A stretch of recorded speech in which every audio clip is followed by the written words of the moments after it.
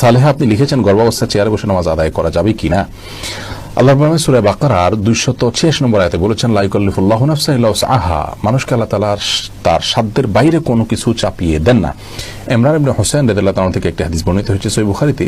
তিনি একবার নবী সাল্লাল্লাহু আলাইহি ওয়াসাল্লামের কাছে বলেছেন, ইয়া রাসূলুল্লাহ, আমি এমন একটা রোগে আক্রান্ত যে রোগটা আপনার আমরা যেটাকে একশিরা বা যেটাকে আপনার পাইলস বা এই জাতীয় অ্যানাল ফিসার জাতীয় রোগ বলতে পারি, এরকম একটা রোগের কথা তিনি বললেন।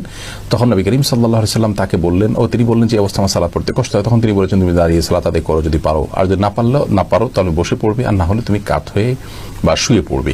তো এই হাদিস থেকে আমরা স্পষ্ট জানতে পারি অসুস্থতাজনিত কারণে যদি কেউ সালাত যথাযথভাবে সঠিকভাবে দাঁড়িয়ে যথানিয়মে পড়তে না পারেন, তাহলে তিনি যেভাবে পারেন সেভাবে আদায় করবেন।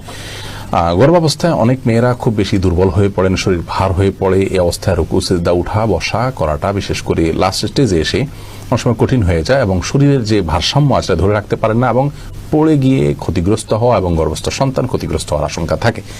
এরকম যদি অসুস্থ কোনো মা থাকেন এবং এই পর্যায়ে চলে যায়, তাহলে সেক্ষেত্রে তিনি যদি দাঁড়ানো থেকে চেয়ারে বসতে পারেন, চেয়ার থেকে দাঁড়াতে পারেন, এটুকু পারেন, তাহলে দাঁড়িয়ে সালাত শুরু করবেন। রুকু সিজদার সময় চেয়ারে বসে ইশারা রুকু সিজদা এবং বৈঠক এগুলো সব করবেন।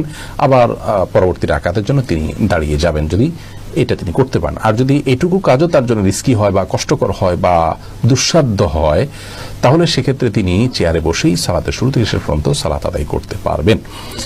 আর যদি এরকম সমস্যা না থাকে, নিছক আরামায়েশের জন্য, নিছক তথাকথিত আপনার ভয় বা রিস্ক, যে রিস্কটা আসলে ওরকম জোরালো কোনো রিস্ক না, এরকম মনে করে তিনি চেয়ারে বসে সালাত আদায় করেন, তাহলে কিন্তু সালাত হবে না।